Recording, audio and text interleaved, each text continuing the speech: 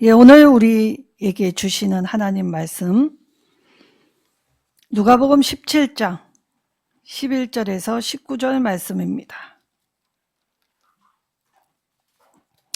누가복음 17장 11절에서 19절 말씀, 제가 하나님 말씀 받들어 봉독하도록 하겠습니다. 예수께서 예루살렘으로 가실 때에 사마리아와 갈릴리 사이로 지나가시다가 한 마을에 들어가시니 나병 환자 10명이 예수를 만나 멀리 서서 소리 높여 이르되 예수 선생님이여 우리를 불쌍히 여기소서 하거늘 보시고 이르시되 가서 제사장들에게 너희 몸을 보이라 하셨더니 그들이 가다가 깨끗함을 받은지라. 그 중에 한 사람이 자기가 나은 것을 보고 큰 소리로 하나님께 영광을 돌리며 돌아와 예수의 발 아래에 엎드려 감사하니 그는 사마리아인이라. 예수께서 대답하여 이르시되 10사람이 다 깨끗함을 받지 아니하였느냐? 그 9은 어디 있느냐? 이 이방인 외에는 하나님께 영광을 돌리러 돌아온 자가 없느냐 하시고 그에게 이르시되 일어나 가라. 내 믿음이 너를 구원하였느니라 하시더라. 아멘. 자, 이 믿음이 무엇인지 우리 지난 시간에 살펴보았죠. 그리고 오늘은 믿음의 방향성에 대해서 살펴보려고 합니다. 자, 믿음의 순방향, 역방향. 자, 그러나 우리는 순방향 편안하게 믿고 싶지요. 근데 믿음의 방향성에는 역방향도 있습니다. 돌고 돌아오는 길도 있더란 말입니다. 자, 그래서 찬송가에 이 순풍 주셔서 평안하게 하신 것 감사하는 찬송이 있지요. 그러나 이 풍랑이 일게 되면 더 감사하다고 이 노래를 하였습니다. 왜 그렇습니까? 순풍을 불어주실 때이든지 이 풍랑이 이 강렬한 방향 거스르며 우리가 힘겹게 나아갈 땐 더 빨리 가기 때문입니다. 그래서 인생에 있어서 믿음의 이 방향성 안에서는 순방향이든 역방향이든 무엇이든지 다 감사해야 하는 사람들이 그리스도인들이라는 것이지요. 자, 그러면 오늘 10명의 나병 환자 고치신 이 사건 속에서 자, 예수님 사역 당시에 예수님은 북부, 중부, 남부 자, 모든 곳을 다 다니셨습니다. 근데 유대인들은 남부에 있던 사마리아는 꺼려하였기 때문에 가지 않았습니다. 근데 이 10명의 나병 환자 중 사마리아인이 껴 있었다라는 것을 주목해 보아야 하죠. 자, 우리가 평안할 때, 잘 살 때는 계급을 나누고 또 잘 먹고 내가 가진 것의 유무에 따라 자, 우리는 서로 나뉘게 됩니다. 지식 유무, 학벌 유무, 그리고 지역사회의 유무. 자, 믿음을 가진 사람들이 이처럼 서로를 나누게 될 때에 자, 그리스도가 누구 한 사람, 특정한 사람을 위해 몸이 찢기셨습니까? 그리스도는 욕하고 침뱉고 조롱하는 자들을 위해서도 몸이 찢기셨습니다. 자, 그렇다면 우리는 이 주님의 사랑을 받을 때 공동체성 살펴보면 자, 10명의 나병 환자들은 자, 누구보다도 소외되고 가장 없고 힘들었기 때문에 서로가 서로를 돌보며 서로가 서로를 함께하며 살았을 것입니다. 근데 여기 유대인들은 이 사마리아 사람들을 특별히 이방인 취급, 개로 여겼을 정도로 상종하지 않습니다. 그리고 북부 갈릴리에서 남부 예루살렘으로 오갈 때에 이 땅을 거치지 않을 정도로 이 땅을 불결하고 부정한 땅으로 인식하였지요. 그래서 유대인들은 돌아가도 무조건 멀리 가도 이 사마리아 땅을 거치지 않았습니다. 근데 어렵고 힘들 땐 그런 것들이 다 소용없다는 걸 이 나병 환자의 10명의 공동체 속에서 볼 수 있지요. 여기에는 이 지위, 출신 고하, 그리고 자기가 가진 유무는 아무것도 필요치 않습니다. 이 공동체에는 필요한 건 사랑밖에 없었지요. 왜냐? 누구도 자신의 어려움을 돌아봐 주지 않았습니다. 그래서 아픈 사람끼리끼리 그래서 서로를 돌보고 서로를 함께 했던 이 공동체. 그러나 이 공동체 함께 하지만 여전히 어렵습니다. 힘이 듭니다. 자, 그럴 때 예수님은 오늘 남부에 있는 예루살렘을 가시는 길에 이 중부의 경계선이었던 사마리아를 거쳐가고 있을 때 이 나병 환자 공동체를 만났다는 것입니다. 자, 오늘날로 치면 한센시병이라고 하죠. 한센병이라고 합니다. 자, 이 나병이라는 것이 얼마나 무섭냐면 이것이 발병하게 될 때 뼈도 녹이고 이 살점도 짓무르게 되는데 통증을 모르게 됩니다. 그러니까 외형이 많이 변하게 되죠. 그럴 때에 이것이 전염병이기 때문에 사실 나병 환자들은 자기의 육체의 힘듦 뿐만이 아니라 사회적 고립감을 더하여서 하여야 하고 또 자기의 병이 정상인들에게 옮길 수 있기 때문에 매우 주의해야 했습니다. 그래서 이들은 성 밖에서 따로 나가 살았죠. 그러나 삶을 유지해야 했기 때문에 이들은 이 생필품을 어렵게 사기 위해서는 성 안으로 들어와야 했습니다. 자, 그럴 때 이들이 생필품을 살 수 있는 조금의 돈은 어떻게 마련했겠습니까? 구걸로 마련합니다. 자, 그러니까 건강한 사람들이 불쌍해서 던져주는 것도 있겠지만 사실 대다수의 많은 사람들은 얼렁 피하고 싶기 때문에 몇 푼 안 되는 돈을 집어내던지고 도망을 가게 되었지요. 자, 그럴 때 이 사회적 고립감, 소외감, 그리고 이 외형의 변화, 외모의 변화, 자, 그리고 여기에 서로가 서로를 살을 때 이 건강치 못한 집단 안에서 힘을 발휘할 수 있는 사람은 누구도 없었기 때문에 무슨 일을 하기에는 제약이 많고 이 장애가 어렵게만 다가왔을 것입니다. 근데 이들이 가진 질환 중에 가장 중차대한 이 질환이 또 하나가 있는데 뭔지 아십니까? 성대결절입니다. 왜냐? 이들은 허구한 날 소리를 질러야 했습니다. 첫 번째는 자기가 부정함을 외쳐야 했지요. 그래서 건강한 사람과 부딪히지 않게 하기 위해 윗입술을 가리고 나는 부정하다, 부정하다. 그것도 목청껏 외쳐야 했습니다. 그리고 건강한 사람들을 향해 구걸을 해야 했기 때문에 이들은 늘 목소리가 소리를 질러야 했기 때문에 성대결절, 자, 성대가 결절되면 어떻게 되냐면 쇳소리가 납니다. 그리고 아무리 소리를 지르고 싶다 하더라도 이 소리가 크게 내지를 수 없게 되지요. 자, 그렇다면 10명이 부르짖음, 아우성을 치고 있는데도 이 건강한 사람들의 귀에는 이들의 소리가 잘 들리지 않습니다. 그러니 이들이 매일매일 살게 될 때에 이들 안에 속수무책 소리를 지를 때, 자, 부정하다, 부정하다, 부정하다. 아니면, 나에게 불쌍히 여기고 조금의 도움을 달라고.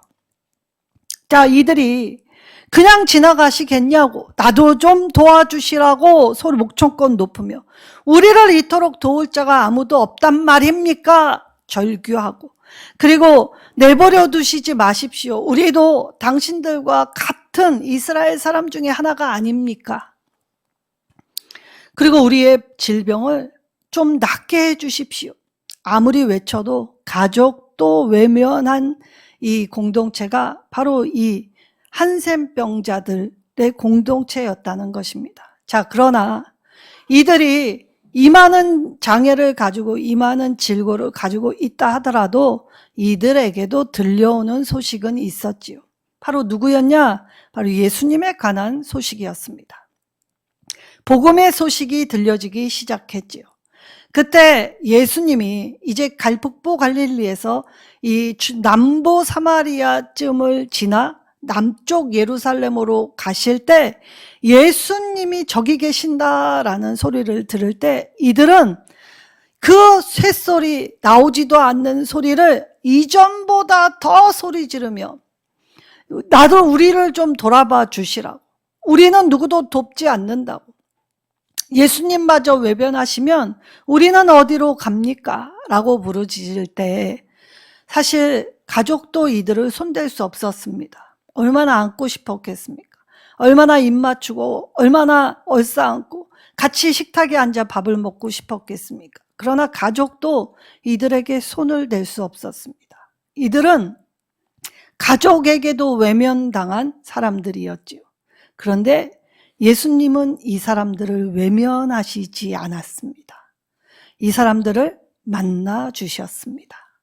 그러나 이들의 기대와는 예수님이 달라도 너무 다르셨다는 것이죠. 그래서 예수님이 이 절규를 외면하시지 않은 건 참 감사한 일이지만 이들은 자기가 기대한 예수님이 아니었기 때문에 기대의 어긋남 안에서는 이 예수님의 말씀이 사실 이해되지 않았습니다. 이 공동체에는 유대인이나 사마리아나 나누지 않았죠. 그래서 이 공동체 안에서는 모두가 함께 하였다는 것입니다. 그럴 때 기대가 달랐지만 이 예수님의 말씀을 듣고 이들은 그 어떠한 것도 자기의 스스로 할 수 없기 때문에 예수님의 말씀을 억지로 반신반의하며 듣기는 들었지만 사실 들은 순간부터 가긴 가지만 믿기는 믿지만 만족스럽지 않은 상태였음을 볼 수 있습니다.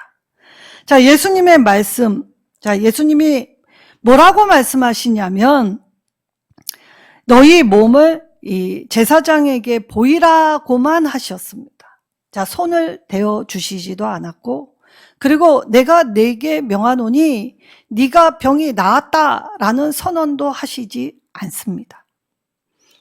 그런데 왜 예수님은 그저 제사장에게만 보이라라고 하셨을까? 이건 사실 이 나병이라는 건 레위기 13장과 14장을 우리가 볼 때 굉장한 복잡한 절차가 있습니다. 먼저 제사장이 이 사람의 몸이 나았는지를 시간을 오래 두고 지켜보아야 하죠. 그리고 시간을 오래 둘 뿐만이 아니라 속죄제, 속건제, 번제, 화제, 화목제, 이 제사의 복잡한 과정을 다 밟아야 합니다.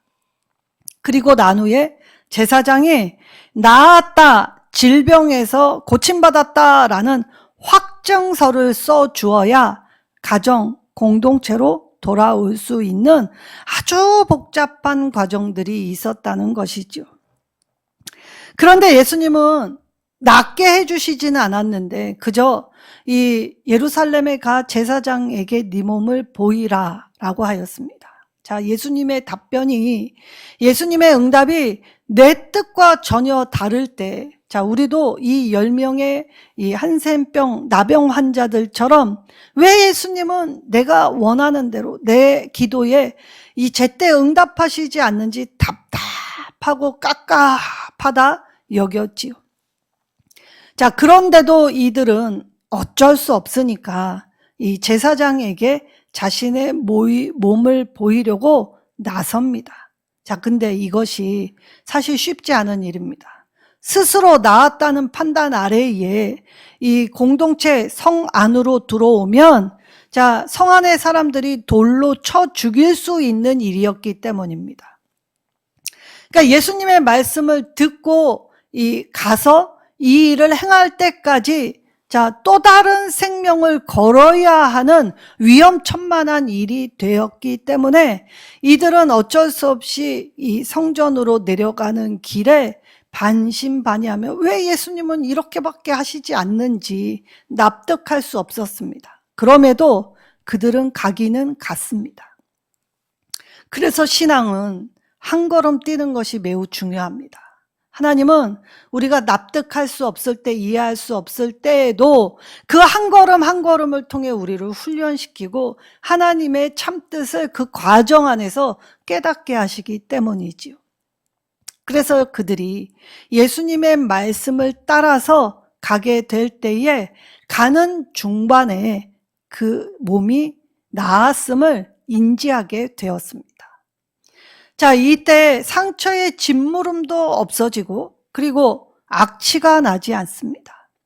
사람이 몸이 병이 들면 몸에서 상당한 냄새가 납니다.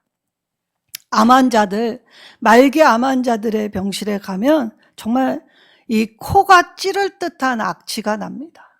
마치 시신이 부패하여 나는 것처럼 산 사람 몸에서 이처럼의 이 강력한 악취, 그러니 질고는 자, 내 몸에 상처만 있는 것이 아니죠. 전방위적으로 다 어렵습니다. 그러니 피를 나누고 살을 나눈 내 형제 혈육도 외면할 수밖에 없는 상태.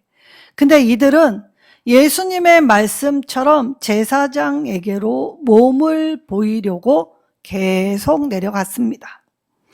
자, 그러면 이들이 예수님의 이 들은 소문, 자, 예수님은 사실 소문에 의하면 더한 것도 고치셨던 능력의 이 의원이 되어 주셨지요. 왜냐? 사실 나병보다 더한 것이 무엇입니까? 죽은 자도 살아났다라는 소식이었습니다. 자, 그러면 우리가 신앙생활할 때 오래 기도하여도 하나님은 내 뜻대로 일하시지 않을 때 우리가 믿음의 시험이 많이 들게 되지요. 왜 하나님은 나보다 못한 사람의 기도는 들어주시는 것 같고 왜 나보다 잘못 사는 사람들에게 능력을 주시는 것 같은데 나는 하나님 앞에 봉사하고 하나님께 더 드리려고 애쓰고 하나님께 예배도 안 빠지고 거기에 하나님께 헌신하려고 나름 그보다 더 노력하는데 왜 나에게는 이렇게밖에는 하시지 않는지 그것이 잘 이해가 되지 않더라는 것입니다. 자, 그렇다면 오늘 예수님은 왜 우리 각자에게 이처럼 다양하고 다른 방식으로 일하셨을까를 오늘 이 치유의 방식을 통해 깨달을 수 있게 되죠. 사실 예수님이 이 10명의 나병 환자를 고치시기 전 누가복음 5장에도 이 나병 환자를 고치신 사건이 있으셨습니다. 자, 여기저기 모든 병자를 치유하셨지요. 자, 이때도 예수님은 이 아무에게도 말하지 말고 이 제사장에게 내 몸을 보이고 율법대로 예물을 드려서 이제 너희의 삶을 회복하라고 말씀하셨습니다. 근데 그땐 그 나병 환자에게 예수님이 직접 손을 대어 주셨습니다. 누구도 만지지 않는 그 몸을 예수님은 손에 대서 고쳐 주셨더란 말이지요. 근데 이 10명의 나병 환자에게는 왜 손도 대시지 않고 아무런 이 조치를 취하지 아니하셨을까? 우리는 성경을 읽다 보면 예수님이 사람을 마치 차별하는 것처럼 보일 때가 있습니다. 이 사람에게는 이 안수하여 고쳐주시고 이 사람에게는 직접 친히 손을 대어주시기도 하시고 또 이 사람들에게는 하나님이 하시는 특별한 방식으로 일을 하시더라는 것이죠.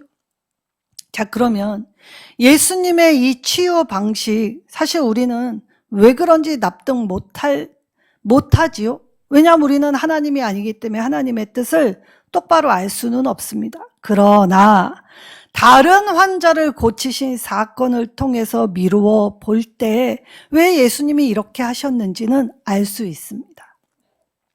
자, 그러면 예수님이 병자, 나병만 고치신 것은 아닙니다. 자, 시각장애인 소경을 고치시고, 청각장애인 듣지 못하는 자, 그리고 말 못하는 자, 어려서부터 날 때부터 안진뱅이로 걷지 못한 자, 모든 병자를 치유하셨지요. 근데 이때 예수님이 고치실 때에 마태복음 9장에는 이 눈을 친히 만져주시며 안수해 주시며 고쳐주실 때도 있었습니다. 또 때로는 예수님이 그 눈에 직접 침을 뱉어서 고쳐주실 때도 있었죠. 예수님이 이러한 다양한 방식, 베세다 맹인의 눈에는 침을 직접 뱉으셨습니다. 자, 그리고 요한복음 9장에는 이 맹인에게는 실로암 연못으로 꼭 가서 네 눈을 씻으라라고 할 때 진흙에 침을 뱉어서 그 눈에 발라주시면서 고쳐주셨지요. 자, 예수님은 이처럼 많은 방법, 다양한 방식으로 병자를 대하셨습니다. 자, 이때 그 사람의 분량, 그 사람이 순종하는지 아니하는지, 그래서 예수님의 방식으로 이처럼 다양한 모습으로 병자를 치유해 주셨기 때문에 이 10명의 병자에게도 이들에게 예수님은 치유를 말씀하실 때, 자, 말씀을 할 때 직접 병을 나았다, 고쳤다라는 선언하시지 않고 제사장에게 몸을 보이라. 자, 그러면 하나님이 주신 율법, 질서를 따라 예수님이 일하시고 계신다는 것 또한 알 수 있습니다. 자, 우리가 기적을 바랄 때, 자, 능력을 받았다고 하여 세상의 상식선, 질서선을 무조건 어그러뜨리며 일하는 사람은 진짜 능력자 아닙니다. 그러니까 분별해야 하지요. 자, 그럴 때에 예수님이 제사장에게 몸을 보이라라는 이 한마디 안에는 정말 심오한 뜻이 있었다는 걸 깨달을 수 있죠. 먼저 예수님은 이제 이들에게 먼저 말씀을 하십니다. 정상적으로 살아도 된다라는 말씀이었습니다. 자, 그러니까 네 몸이 나았다라는 말을 직접 듣지 않아도 이제 이 병으로 인해 깨어진 모든 관계가 다 회복되었다는 넓은 의미의 확증의 말씀이시죠.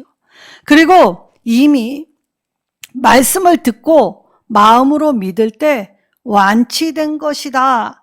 고로 병이 나으려면 믿음의 반응이 있을 때 그 반응으로 병이 나을 수 있다는 걸 알게 하여 주셨다는 것입니다. 그런데 이때 이 10명 중에 가는 도중에 몸이 나은 것을 본 9은 예수님의 말씀처럼 성전으로 내려가 제사장에게 몸을 보이려 갔습니다. 근데 이 사마리아 딱 한 명의 사람은 거기 성전으로 내려가지 않고 예수님께 되돌아왔다는 것이죠. 자, 그러면 그의 행동이 왜 뭐가 9가 달랐을까를 알아야 합니다. 자, 그는 예수님이 제사장에게로 가 내 몸을 보이라 할 때에 이것이 이미 그 순간부터 완치 판정을 받은, 그래서 하나님의 말씀은 확실하고 변함이 없고 그리고 하나님의 말씀을 따라서 사는 것만이 그것이 진짜 회복이구나를 깨달았던 사람입니다. 그래서 그는 고쳐주신 예수님께 감사, 영광을 돌리기 위해 되돌아왔던 것이지요.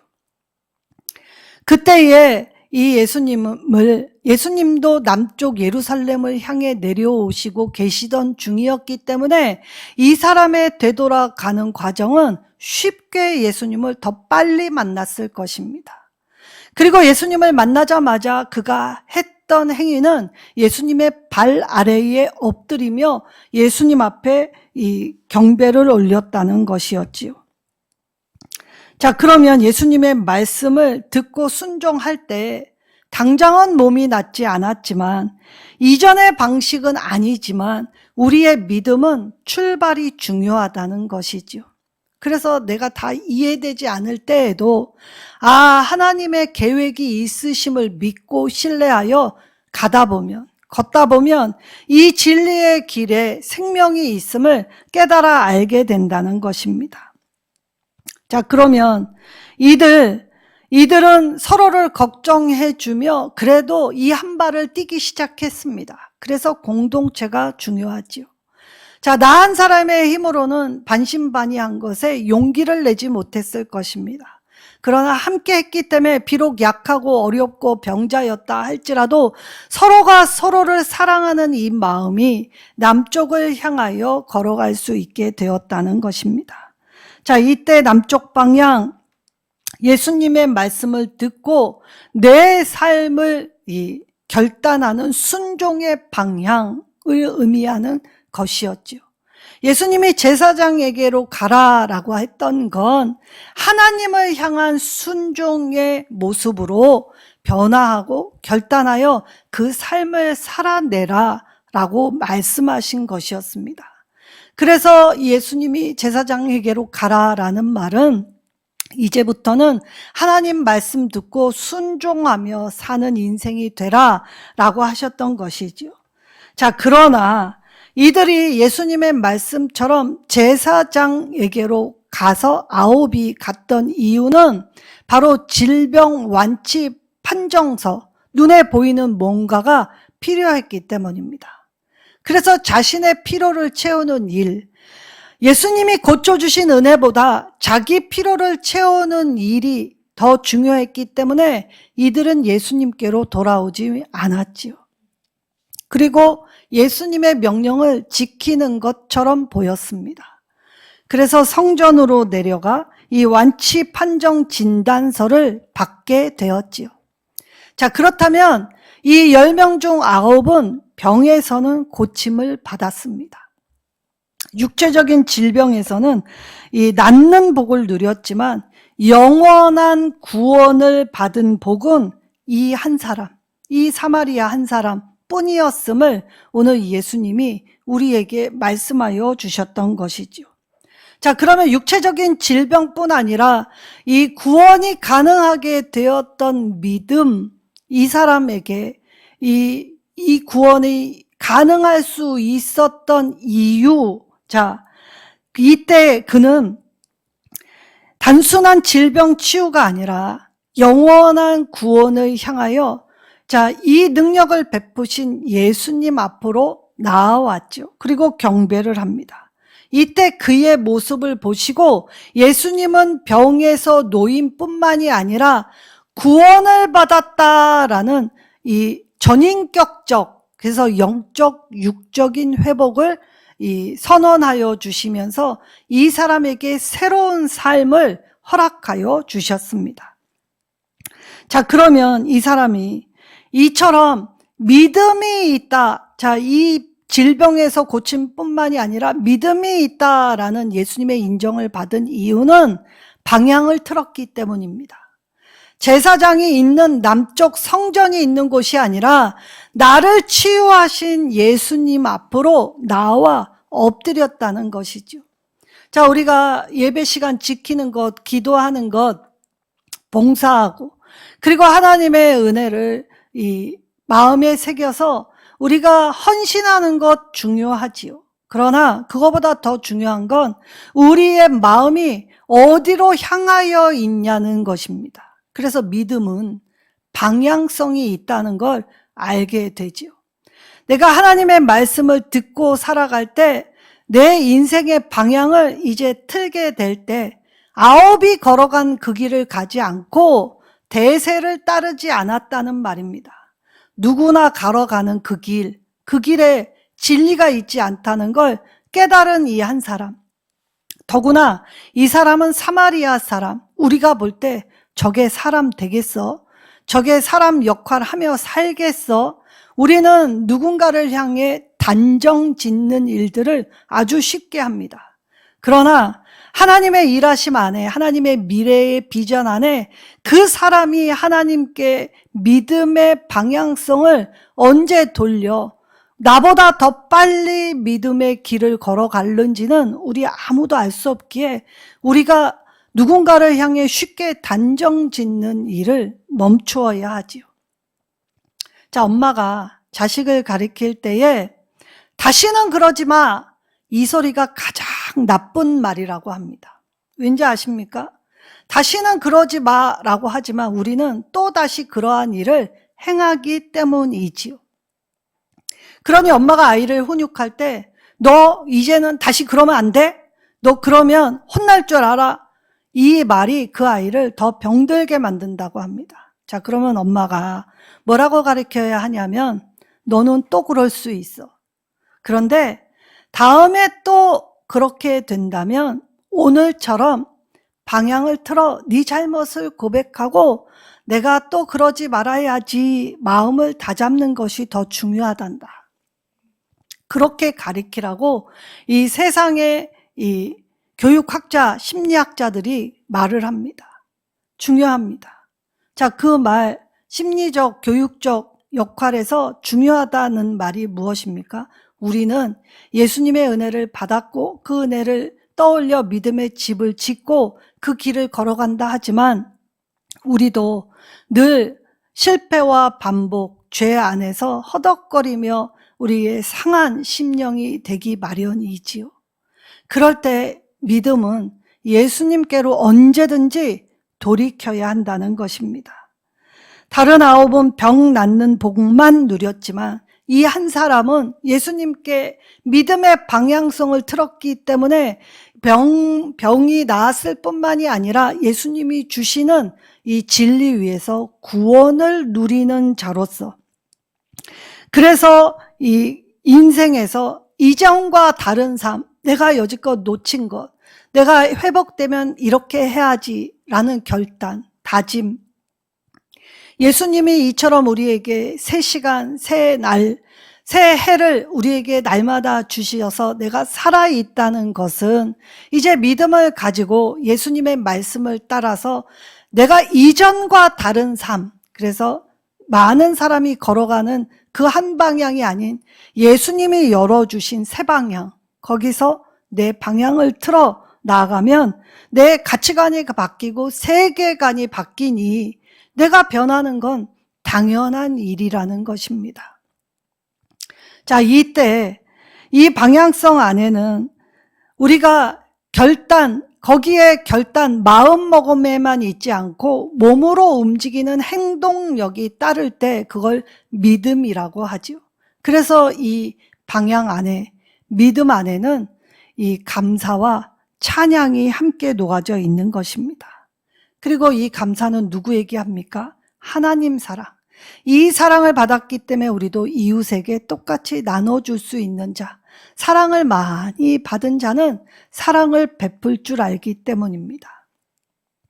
그래서 믿음의 이 방향성 안에 감사와 찬양이 녹아질 때 하나님 사랑과 이웃 사랑, 그래서 우리의 공동체성을 이 나눔, 끼리끼리가 아니라 더 풍성하게 넓히며 협력하여 선을 이루어 함께하는, 힘을 주는, 돕는 공동체가 될 수 있게 하셨다는 것입니다.